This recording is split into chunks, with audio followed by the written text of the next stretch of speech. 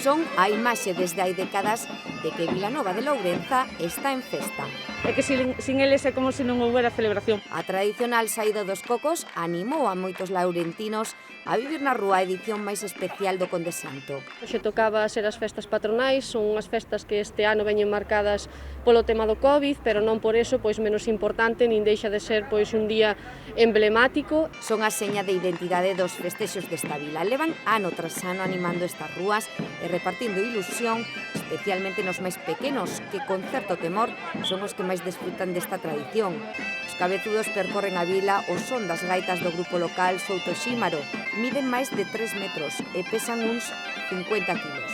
5 anos leva dándolle vida ao coco este laurentino de adopción. Para mí es un orgullo totalmente, por supuesto, porque es un pueblo que quiero mucho y es una tradición que arrastra muchísimos años. A eles, os seus portadores ao longo dos anos, rendeuselles tamén homenaxe.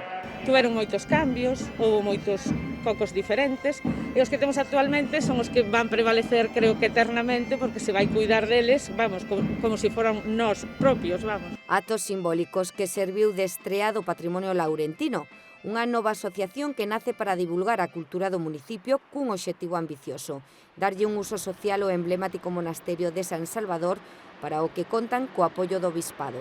Eso é unha das principales razóns pola que se crea, por loitar por salvar ese mosteiro, por utilizalo, porque pódese usar principalmente, o noso obxectivo era para unha acción social importantísima como é ter unha residencia de maiores. Pero o colectivo ten moitas outras actividades en mente.